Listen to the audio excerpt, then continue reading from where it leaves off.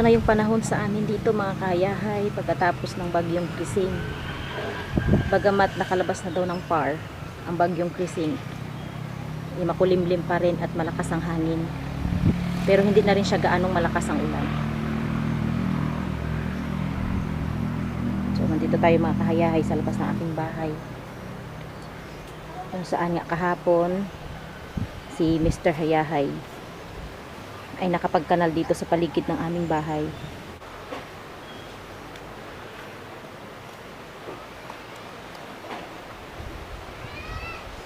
Yan, napalaban siya dito kahapon eh. No choice siya. Eh, masarap saan na mag painit-init doon sa loob ng bahay. Kaso yung kusina namin ay binabaha na. Kaya ayun, kahit nilalamig yung kahapon, ay lumabas para magkanal nga.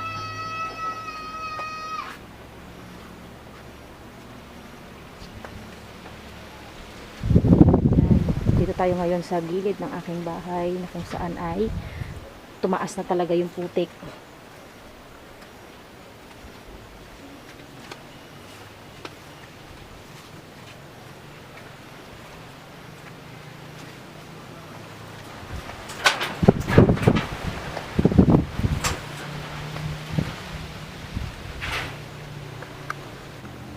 Yan, ito yung dito sa likod ng aming bahay. Kapag yung tubig galing doon sa taas ay dumaloy, papunta dito sa amin ang bagsak.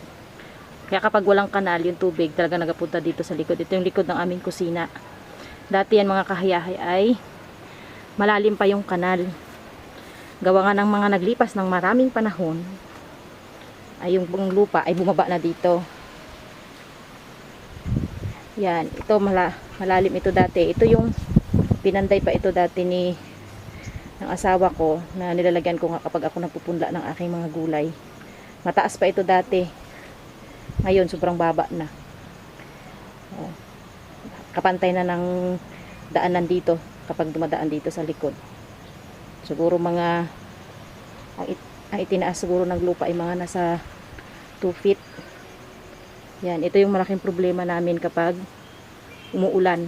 Talagang yung mga lupa ay nag-i-erode. Tapos yung dahil nga ay malakas yung baha, kaya nandito sa amin ang bagsak, kasama na pati lupa at putik. Medyo mababa itong bahay namin, tapos yung level ng lupa medyo mataas. Kaya ito yung pinag-aalala namin na baka yung aming bakod ay malapit nang bumigay, kasi konting-konti na lang yung lupa ay malapit nang makaabot dito sa aming bakod. Eh, nasa plano na namin ito matagal, yung magpapalagay sana kami ng semento. Kaya lang ay malaking budget pala ang kakailanganin. Kaya pag-iipunan muna namin para budgetan ito, at hindi rin pwede magpagawa ngayon dahil tag-ulan. Hintayin na lang namin siguro ang summer.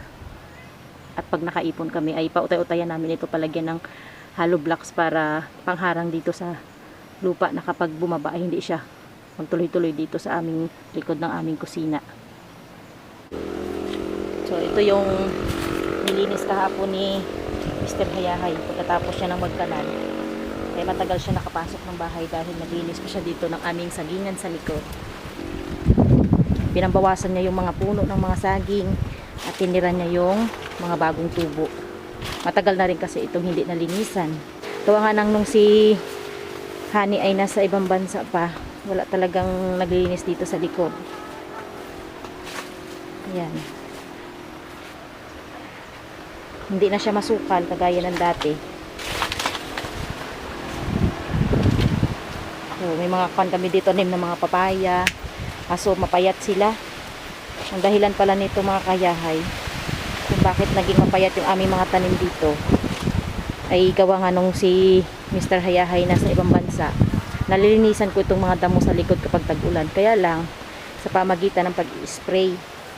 Kapag pala laging ini-sprayhan ng pamatay sa damo yung lupa ay pumapayat. Dati kasi yung area dito sa likod ng aking bahay, wala pa itong saging dati. Yan, itong kalaparan na ito, wala pa itong mga saging dati. Bali ginawa ko tong garden nung naka-plat-plat talaga. Mayroon ako dito mga gulayan dati na sitaw, ampalaya, tapos may pichay. Ngayon ay napataniman nga ng saging. Hindi na rin malalagyan ng garden kasi makulimlim na siya o malilim na pala siya, I mean. So hindi maganda pagtubuan ng gulay kapag malilim. Kailangan syempre ng direct sunlight. So ayan yung nilinisan kahapon ni Honey. Kasabay ng malakas na pagbuhos ng ulan, dito siya bakbak siya ng linis ng aming likod. So ngayon, iniiwasan muna namin gumamit ng herbicide dahil nga ay yung lupa ay payat. So tiis-tiis muna kami sa paggagamas. Utay-utay lang. Hindi rin makasigisigi ng paggamas si Mr. gawa nga ng siya ay bantay ni baby yan kapag ako'y nasa trabaho. Kaya tinataon namin kapag nakauwi ako galing trabaho, ayan, inuutay-utay niya to ng gamas.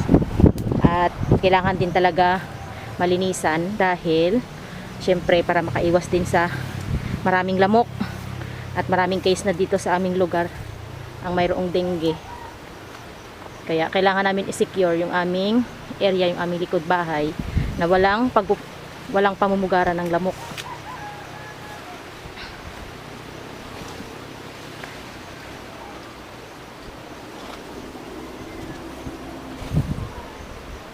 Yan, nagsitubuan na rin yung mga tanlad at marami pa kaming tanlad dito, mga kayahay. Itong tanlad pala mga kayahay, pwede pala itong dikdikin. Yan, pwede itong dikdikin tapos kukunin yung katas. Pag nakuha yung katas, pwede itong ihalo sa tubig or sa BB oil, tapos pwedeng pang gawing parang alternatibo sa off lotion para hindi makadapo ang lamok sa balat. So mabisa ito mga kayahay. Ito yung ginagawa ko para hindi makaano. Ito yung ginagawa ko para makaiwas sa lamok kasi hindi naman natin masabi na ang bahay talaga ay walang lamok. Minsan talaga ay may nakakalusot na lamok. Kaya para makaiwas na magka-dengue, ayun, kinakatas itong tanlad. Itong parang citronella. Anti-mosquito. So, pwede yan mga kahayahay. Pwede, maganda sana rin lagain. Nilaga. Kailang parang mas mabisa siya kung katasin talaga siya ng puro-puro. Parang mas mabisa siya kasi yung amoy niya talaga ay matapang. Hindi talaga dadapo yung lamok. So, ito mga kahayahay. Ang bango. Ang bango. Parang tinulang manok. Manok na lang ang kulang. May tanlad na kami dito. May papaya. Dahon nga lang. Wala pang bunga.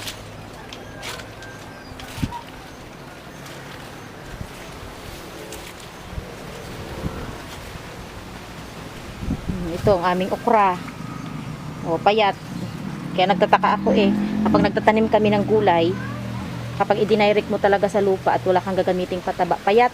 Yun pala ang dahilan mga kahayahay, sabi daw ng mga nagsasaka, kapag ang lupa ay marami na siyang na-experience na herbicide, ay pumapayat. O, ito yung pinagkukunan namin ng talbos kahit papaano. Kapag may sariwang isda, si Mr. galing sa kanyang pangangawil, lalagyan namin ng talbos ng kamote. Tapos may kangkong kami dun sa baba. Tapos yun, kangkungan yun. Kahit paano makalibre kami ng gulay. Wala si Mr. Hayahay ngayon mga kahayahay. Dahil nga hindi na rin gaanong malakas ang ulan. Ayun, ay nagdiskarte na naman siya ng pang-ulam namin para sa tanghalian. Daladala niya yung kanyang toy gun, yung kanyang air gun na regalo ko sa kanya.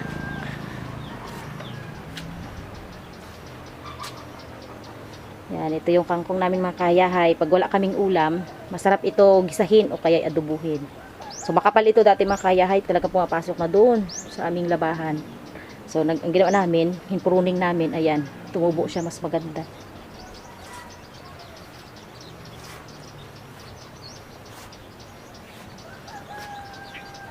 Oh, ito mga kahayahay, may kalabasa.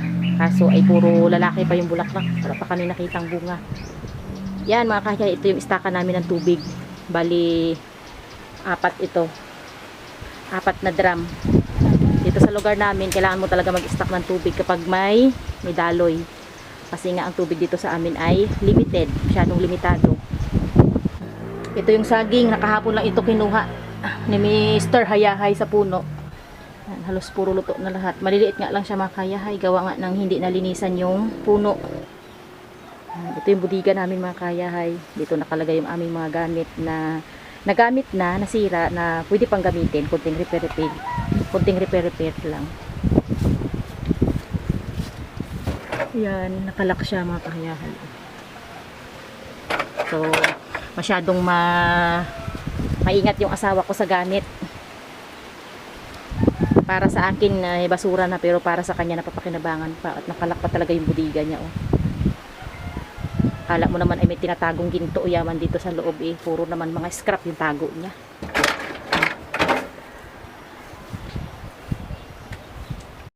Ayan, marami na kaming bakante ulit. Napunlaan o taniman ng mga gulay, mga kahayahay. Kasi yung tanim niya dito dati na mga kamatis ay na-harvest na. Kaya panibago ulit na planting. Yan ulit ang kanyang yan ulit mga kahayahay ang kanyang gagawin sa oras ng kanyang free time. Ayun nga, sa ngayon ay free time niya. Free time niya lang kasi ang weekend. Minsan naman kasi kapag weekend nagkasama siya sa pangangawil. Tapos, ayun, naglilinis siya dito sa labas after siya mangawil. Siyempre siya pa nagluluto. Kaya busy din talaga si Mr. Hayahay. Ako kasi mga kahayahay ay busy din siyempre. May baby ako tapos may trabaho ako sa government. Kaya hindi na halos ako dito ng asahan sa bahay. Yun nga eh, kaya nga bihira kami nakakagawa ng content. Dahil minsan ako, editor, ay walang time. Lalo na kapag yung baby ko ay nagliligalig. May dami naman akong sideline na pagkakitaan. Isa din sa pinagkikitaan ko mga kahayahay ang Shopee. Ako ay Shopee affiliate. Kaya habang nagpapadidi, nagbabantay na tulog kayan yan, nagpapatulog kayan yan, ay di ayun, dot ng cellphone para pagkakitaan. Yung mga bagay na pwedeng pagkakitaan mga kahayahay ay pinapasok ko. Basta legal, marangal at totoo. Ay maganda din naman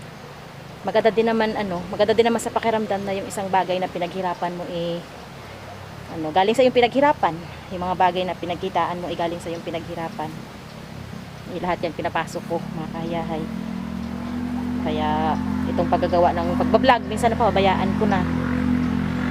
Dahil kahit paano sa bahay busy rin. Siyempre nanay ako. May trabaho sa government. Ayan mga kahayahay, dumating na siya galing sa kanyang panghahunting. Walang huli. Ha? Walang huli. Ayun lang. Isa sa paborito niya yung pangawil at isa din sa paborito niya yung panghahunting gamit ang kanyang laruan na regalo ko sa kanya mga kahayahay. Ayan oh. Kaso walang ibon eh. Tago yung ibon kasi natakot sa bagyo. Katatapos na yun ng bagyo, natural. May aftershock pa yun. Marami akong huli. Anong huli mo? Ayan o. Ano yan? Anong nahuli mo? Yan o. Malaki. Ay, tambo na naman. Ang dami pang tambo doon sa ref. Gawin kong yung lumpia. Tambo na lumpia. Gawin ko, labong na lumpia. Oo, masarap nga yun. Yan. Marami akong huli. Wow. Talagang kami dito mga kayahay, tambo season. Ipabaon ko sa kambal. Sari-sari na luto, tambo. Ganado yan magkuha ng tambo mga kahayahay kasi nga ay may bago siyang nabili na yadyaran. Hindi na siya napapagod at nahihirapan magyadyad ng tambo, ng labong. Walang ibon? Walang ibon, walang ibon, wala tayo ulam, ay di kanin na lang tayo. Kanin na lang. Kanin na lang. Wala ding laman yung ating ref.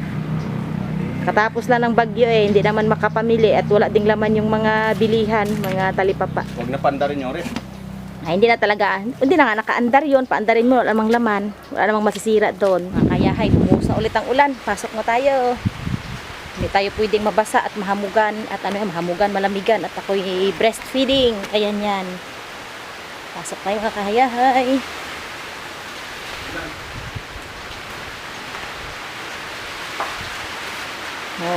Biglang luminis yung aming bahay mga kahayahay dahil gawa ng kahapon ay baha. Ay di kaninang umaga, maagang-maaga pa, ang aking mister ay naglinis, nagmap sa buong bahay. Kaya malinis yung sahig namin.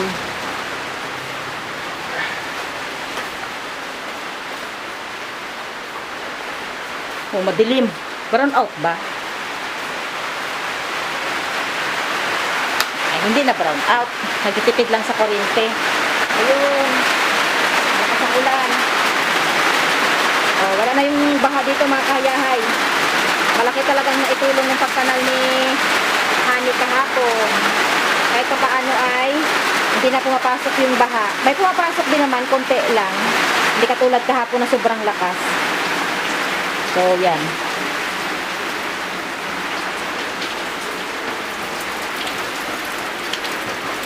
Ayan. Maputik talaga dito sa lugar namin, mga kahayahay. Kasi kami, siyempre, ay nasa bukid, nasa bundok.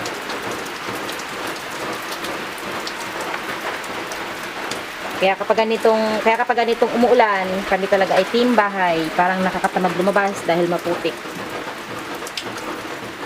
Wow. Ayan, yung baby ko, iniwan ko lang saglit. Namasya lang ako sa paligid, sa likod. Nagwawaw na. Nagwangak na. Hello! Pinapakain ni ate ng lugaw na may itlog. Yan, lumakas na naman ulit ang hangin at ulan mga kahayahay.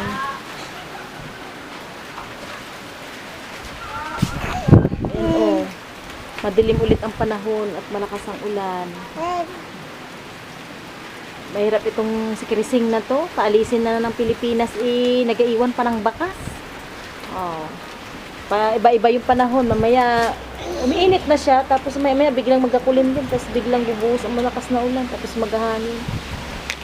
Yan ang iniwan ni Krising. Hindi makamove on. Pinapalayas na at pinapaalis. Nag-iwan pa ng bakas. Ayan mga kahayahay. Dito sa lugar namin, talagang araw-araw ay Pasko. Oh, ganun pa rin yung aking damit. Patay sindi ang aming ilaw. Brown out na naman. Hindi talaga nakakalimot yung aming lugar. Masyado talagang maalalahanin. Laging inaalala ang pagba-brown out. Oh, kaya labas na ulit siya niyan sa kanyang lungga. Kasi mainit din sa kanyang lungga kapag brown out. At ito si Bukbok, mga kahayahay. Ayan, naghimay siya ng malunggay. Yan ang aming ulam ngayon. Ngayong tanghalian. Kung kahapon, ang ulam namin ay recycle, reuse. Yung pinirito nung kinabukasan, yung pinirito nung yesterday na pinirito, ay ginawang sarsyado kinabukasan. O di, recycle ang nangyari at reuse. Ngayon naman kami ay malunggay muna. Malunggay, kami eco-friendly. Ang ulam namin ngayon ay malunggay, eco-friendly, at ito talaga ay 100% biodegradable. Diba? Tayo ay makakalikasan. Kahapon tayo ay nag-ulam ng recycle, ngayon naman ay talagang 100% natural and biodegradable. Wala siyang huli sa kanyang panghahunting. Ang nahuli niya ay additional na labong. Yung ref namin, ang laman ay puro labong. Kaya ang aming amoy hindi na mawari kung ito ay Amoy kawayan na. amoy kawayan. Pwede na hang gawing bambusit. Diba? Yan. Kamukha ka daw ng papa mo yan. Ha? Hindi ka kamukha ng papa mo yan. Kamukha ka ng kapitbahay natin. Ang aming papa nakahubad na. Mainit kasi, brown out. Tipid na rin pati sa damit. Alam mo namang marami tayong labahan. Antay-lamok. Ito na yun, Yung citronella, yung tanlad. Ilagay sa tubig. Yung kinatas na tanlad, ilagay sa tubig. Mag-spray tayo dito sa damit para hindi dapuan ng lamok at magsilayas na itong mga lamok. Dito lalo ito sa madidilim na part.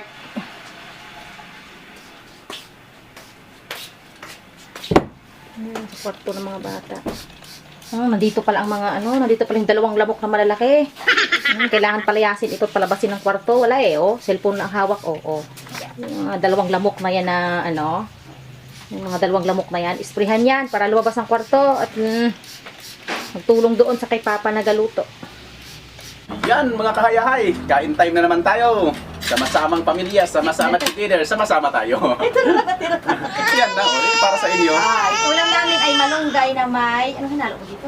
Basta, Ay, maliliit na hipon. Alamang. Maliliit na shrimp. alamang. Alamang yan. Oh. Alamang. So, kain tayo.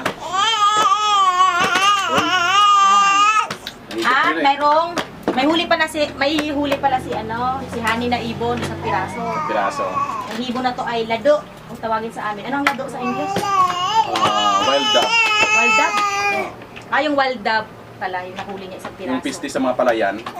Sabi daw ng sabi ng mga farmers dito, yung wild dove ay peste para sa kanila kasi yung pagkakatanim lang baga ng palay ng mais, tapos yung ibon naman kinakain agad yung binhi. Sa kadami nila, ay ubos talaga ang Kasi isa lang natin nakita eh. Sa dami pa naman ng wild dove, ubos talaga ang pananim ng magsasaka. Uy, Oroy! May bata pala dyan? Ay! may isa pa pala. Na isa pa pala.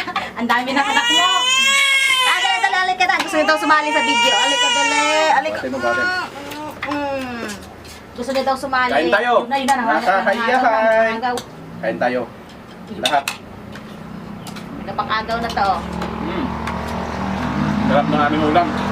Ito yung tuyo na to ay ginawa ko pa nung time na Abo, maingay na, nung maingay. summer pa. Yung bakasyon na dami nagpapahuli ng mga hasa-hasa. Masaya yung tuyo na yan. Hindi ganong maalat. Hindi maalat. Ako gumawa nito eh. Tapos mayroong ayun, Ayun, sarap. may maingay kami. Aroy, may maingay kami. May maingay kami na ulit na kasama. Ganito talaga isina namin pagkuhain. Nagkakagawan. Nagapang-agaw to eh. Oh. Ano na, okay naman eh. Kain yan. Yun na. Dapat doon sa kanyang kwan. Sa kanyang, makulit ito. Hindi tayo makakain ito. Dapat doon ito sa kanyang kwan. Sa kanyang kuwan doon sa kanyang trono. Bakit parang Palit tayo. Kanina maganda oh. Ito lalaki bok. Palit tayo bok. Ay, dibdib din yung paa. Yun. Sorry, Yun na eh. Grabe yung buhay.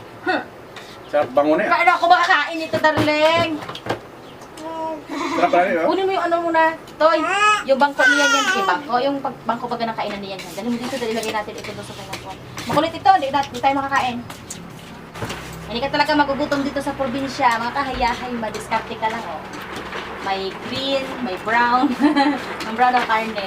Kailangan pag dito ako sa probinsya, lahat ng klaseng gulay, kaya mo lutuin. Agunoy lang talaga, hindi mo maluto. Dito. Tapos maganda sana may alaga tayong manok para libre sa libre pang tinola. Kaso yung pag mag-alaga kami ng manok, kinabukasan wala na. Naligaw lang sa kapitbahay na wala na. Kaya masarap talaga maging kapitbahay. Hayahay. Kaltag ang masarap dito pala. Maliit na shrimp na kaltag yung dried shrimp pala.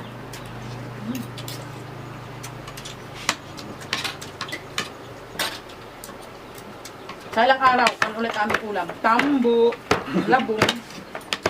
Nakalabong lang kasi namin nung nakaraang araw. Manood nga ako ng YouTube mamaya kung ano yung ibang klaseng luto naman na labong.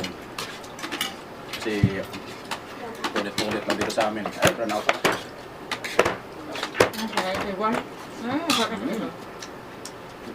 Ibon. Tingnan mo sila oh. Lahat sila kumakain ng gulay. Ibon. Taba Ito no? yung pinagligo kayo niyan, nabubuntis ako.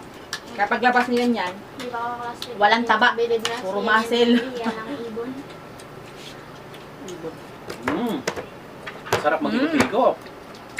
Ano sabi mo na? Makakasmet pwede makabilib. Ay, hindi sila maniwala. Nagbili ng ibon. Hindi sila niwala. Sa ibon kamo yan. At tinan mo. Mahilig siyang lumipad. Magpakaalong. Isang piraso lang. Binaral ko yun. Hindi na tamaan. Ano kaya nangyari ko? Kasi lalo mo balak ng ganito. Lado. Well done. Ano? Basta yung lasa. Lasang manok. Ano naman? Parang lasang manok na parang lasang quail. Di ba nakagawin ka ng quail? Pugo.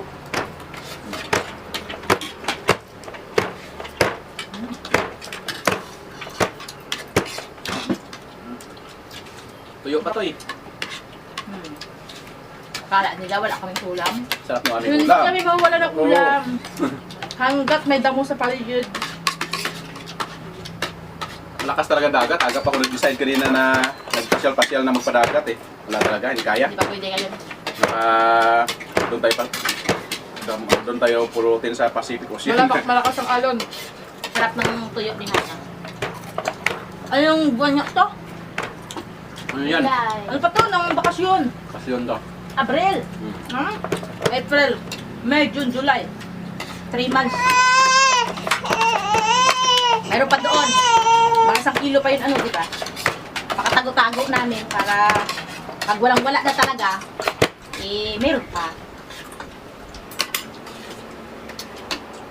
Masasa, di ba to? Sasaya. Kanin nga, Juan. Yung sandok. Sige na. Isa pa? Wala. Brown out na naman kasi mga kayay eh. Dito na naman kami sa Tire. Kumakain. Kagaya kahapon.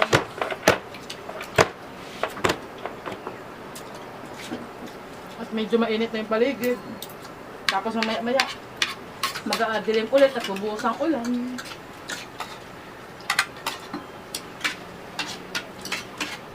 Ito ah.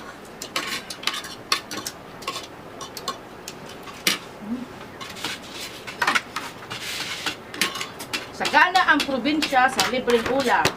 Kailang mag-inarte, huwag kang mamili na kung ano yung nandun sa paligid na biyaya na bigay.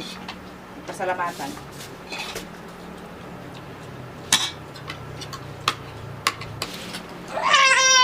Oo. Mainit naman. Dito ka, dito ka. Mainit eh. Makulit. Paano kasi, kulit-kulit mo kasi nun. Ikaw yung makulit. Ikaw. Manahimik ako. Ay, makulit. Dinapang niya. Nagapahabol. Ano, ne? Nagapahabol ka pa. Tama siguro makulit. Gusto ko palang ting. Kita mo. Ikaw daw talaga eh. Sinini ay sabi, ikaw daw talaga makulit. Papa mo makulit. Sabi ni Bukbuk, ikaw rin makulit. Ikaw, sino to? Ang makulit? Mama. Wala nagsabi na sa ako yung makulit. Ikaw daw talaga. Nantok na to. Nakain na to eh. Busog na yan. Tapos ka na, Bok? Lagi kang nangunguna ah. Ano muna sa kapatid mo? Lumabas na si Haring Araw. Ganda na naman panahon. Pero kanina lakas pa ulan. Kaso lunes na bukas, hindi ka makaano. Yun lang. Makapangawil. Masarap sa pangawil bukas. Unang kalma. Marami daw isda na lumalabas Maraming sa isda yan. nagkapangain. Kain talaga yung isda kasi ilang araw na silang... Kaso, ay available pa tomorrow. Ayan. Makikisa na all na lang tayo. Ayan itong mga ibon na to oh. Binalaso na ito ng mga farmers dito. Nilalason nila yung mga ibon dito. Kasi yung peste sa palayan, No. yung mga tanim nilang... Ano sa mais? Tanim nilang mais, palay. Nakukay talaga yung lupa. Marunong ka magbuka. Parang manok sila. Kaya wala nang tumutubo na kanilang pananim dahil sa dami ng ibon. Makaraan, nilason nila. Nilagyan nila ng mga lason yun. Hindi na nakabalik. Sayang. Dapat pinaaro na lang. Siguro ay Bigay na lang sa atin. pagkalason Hindi ay alam kung gaano kasarap yun. kung saan Sarap sila yun. umuwi, doon na namatay yun yung mga ibon. Hindi na Hindi nila nakabalik. alam kung gaano kasarap yun. Bigay na lang sa atin. Sarap ito yung dito. Paborito na Ay, ganyan. nagkain. Habang dito na ganyan eh, ibon. So, Ay, no. saan ito? Oh? Oh yan. Taob po. Taob eh. Kapit na Kain tayo. matapos. Sama. Ayan, kayahay. Hanggang dito na lang muna. Salamat! Salamat sa walang sawang papanood. At salamat sa inyong pag no skip ads. Malaking tulong.